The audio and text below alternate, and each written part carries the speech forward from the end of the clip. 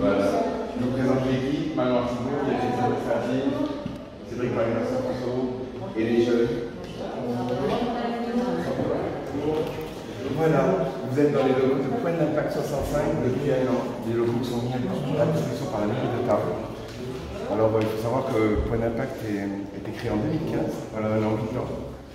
Le 2 octobre, la journée internationale de la non-violence. C'était symboliquement, on a créé cette association ce jour-là. Pendant 7 ans, on était dans des locaux de 8 mètres sur 8 mètres. Et grâce à la mairie de Tarbes, on est dans au bâtiment. Dans cet espace. Ah oui. Pardon. Au bâtiment. Oui, c'est très belge, le mec. Personnellement, voilà, qui a mis à disposition ces locaux depuis maintenant un an, depuis le 14 mai dernier. Entièrement refait. Maintenant, on est 5 salariés. On est ouvert tous les jours de 9h à 22h, non-stop, 5 jours par semaine. Pratiquement tous les week-ends, on est sur la route. On fait entre 50 000 et 60 000 km par an. On fait un peu de tout. On fait de la compétition, de la rencontre. Tu parles de l'insertion sociale et on fait de l'insertion. Je voudrais, avant de commencer la présentation, vous faire lire quelques citations qui nous inspirent, qui inspirent notre action. Ça permet de savoir les citations qui inspirent notre action éducative et ce qu'on fait au quotidien avec les jeunes. L'Impact, c'est vraiment une association qui utilise le sport et la boxe en l'occurrence comme un support, comme un outil, non pas comme une finalité en fait. C'est vraiment un outil pour rentrer en relation avec les autres, un outil pour rentrer dans la cohésion sociale. On travaille aussi sur l'ouverture d'esprit, l'ouverture tout court, parce qu'on a beaucoup de jeunes qui ont découvert le territoire français grâce à Point d'Impact, parce qu'avant ils pensaient que les sources, les quartiers TVE, mais grâce au sport, ils ont découvert ce que c'était que la France. Et je pense que l'amour de la France passe aussi par l'émerveillement et connaître le territoire, connaître ce territoire. Donc on travaille sur le bien-être. Pardon? Alors on fait de... Oui, alors... Ce qui est intéressant, je vois, c'est ça. Voilà, l'évolution des adhérents. Voilà, regardez le pli. Est-ce qu'ils peuvent venir comme ça, frapper? Est-ce qu'ils sont orientés par le façon? Alors, on fait beaucoup de l'aller vers. Nous, on est au quotidien, dans les quartiers. On a un ring gonflable avec une sono. On va au pied des tours, au pied des quartiers. On va au devant des jeunes, donc les jeunes le connaissent. Et la plupart des jeunes, donc Dorian, qui est ici, là, qui est vice-champion de France, mais le champion de France aussi, on a des champions de France, et ils habitent dans les quartiers prioritaires, parce que on est très présent dans les quartiers prioritaires, mais on n'est pas un club de quartiers prioritaires, parce qu'on ne veut pas être estampillé club de quartier, on veut travailler la mixité sociale et territoriale. Donc vous pouvez voir ici des jeunes de quartier, mais aussi des enfants de cadre, des enfants de médecins. Il y a vraiment une vraie mixité sociale et des genres, puisque c'est un sujet qui vous tient à cœur.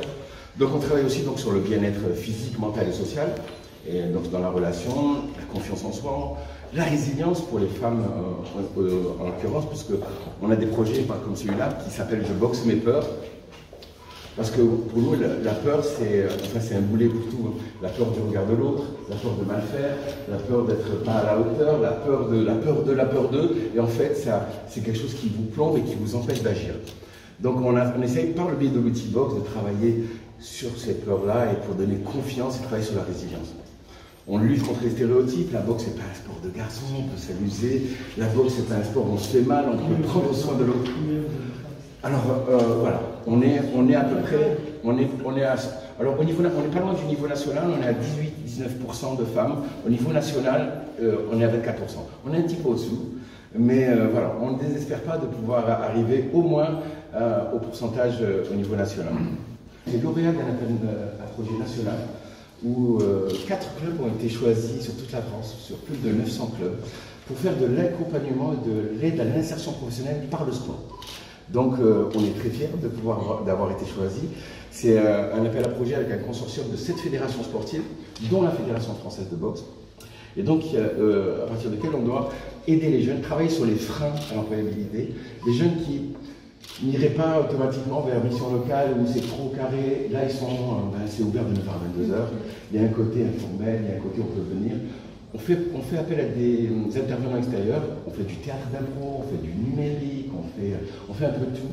On essaie un peu de lever les freins. Jusqu'à maintenant, on a réussi à faire 4 sorties positives, 2 en apprentissage et 2 en CDI. Et on ne désespère pas de pouvoir... Qu'est-ce que c'est exactement? C'est sur une durée? Alors, au minimum, c'est ça. Très concrète. Oui.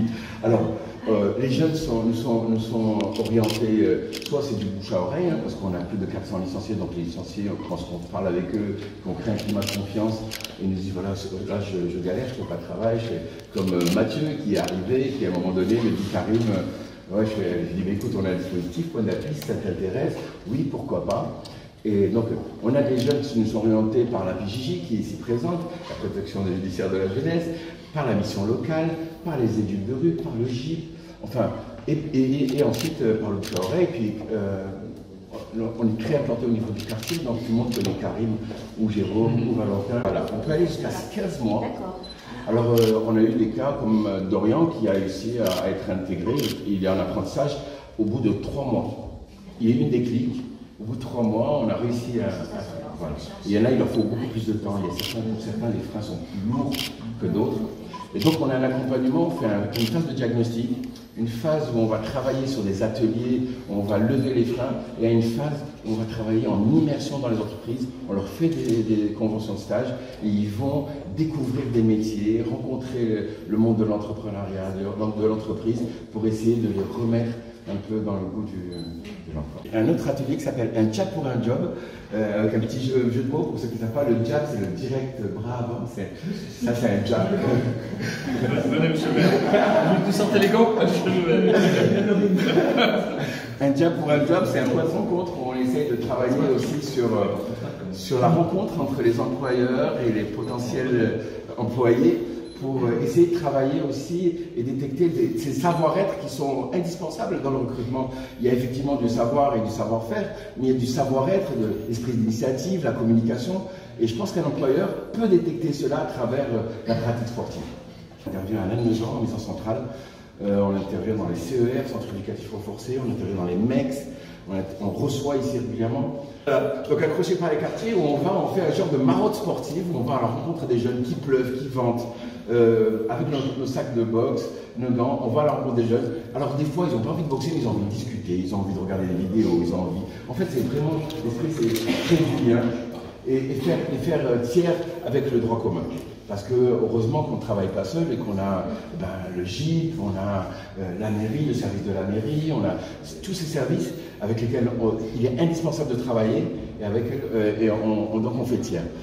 Et donc on fait, pour nous, on est une école de la boxe et de la citoyenneté parce qu'on essaie au quotidien de faire véhiculer des valeurs de citoyennes. Au quotidien, c'est pas mettez-vous en ligne, on va vous parler à la citoyenneté, c'est dans les transports, c'est pendant les temps de transport, c'est pendant au vestiaire, c'est quand on va à l'hôtel, c'est quand on rencontre des gens, c'est au quotidien qu'on essaie.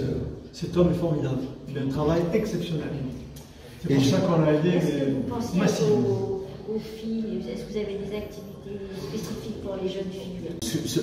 Cet atelier-là, pour adresser aux femmes empêchées, qui manquent de confiance en elles, qui ont eu un parcours difficile et qui ne croient pas en leur capacité d'agir. Donc on va essayer, par le biais de la boxe, déjà qu'ils aient confiance en elles, qu'ils aient confiance en l'autre.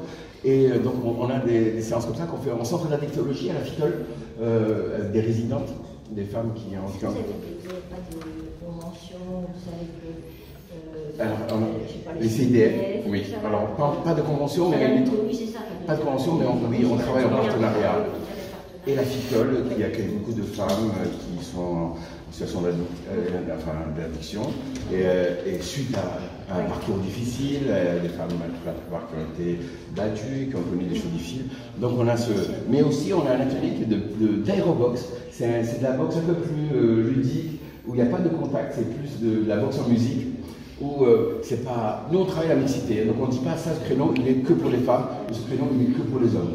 Et c'est un créneau mixte, mais il s'avère qu'il y a plus de femmes que d'hommes dans ce créneau-là. Il y a une appétence pour cette forme de pratique qui est du fitness boxing, où on a un groupe de femmes qui fait de l'aérobox. C'est vrai que les femmes qui ont été victimes de violences, alors si c'est sexuel, on n'en parle même pas, elles ont du mal avec le toucher. Tout à fait. C'est vrai que c'est important c'est très important ce que vous dites d'y aller en douceur. Et Tout à fait. cette notion d'aérobox, ça me semble vraiment intéressant. Et avec un pertinent.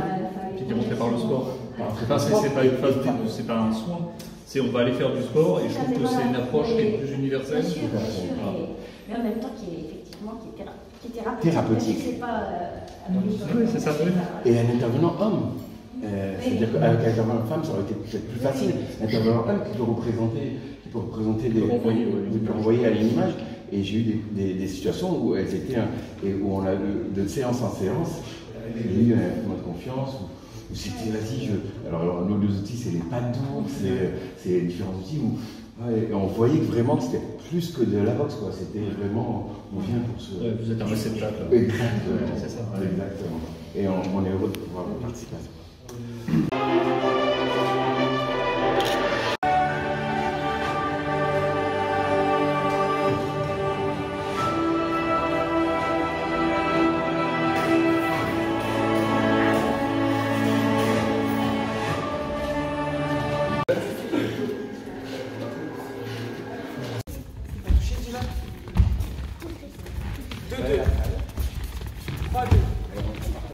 Donc voilà, on est dans ce qu'il y a de mieux, les meilleures conditions. L'équipement est top, on a pris la meilleure.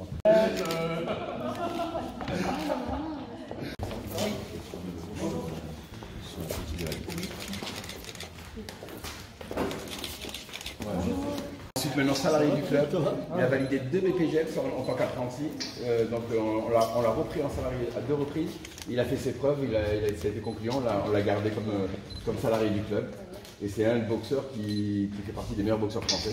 Allez, on va dire des 5-6 meilleurs de sa catégorie. Ouais. J'ai 18 ans. Oui, il a déjà 3 ans d'expérience dans l'encadrement. Il a commencé à 16 ans. Là, je vais faire 18 ans. Ouais, à 16 ans, on l'a recruté. La troisième année.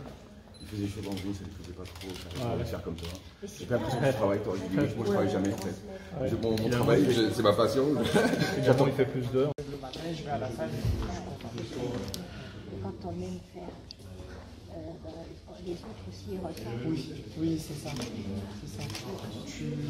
On transmet des émotions, on transmet notre savoir, mais aussi on transmet notre sourire aussi. À la fin de la séance, on voit que les jeunes, ils ont le sourire. Et En tout cas, ça donne envie de boxer quand on vous voit. Moi, c'est vrai que si j'avais le temps, je l'ai fait une fois.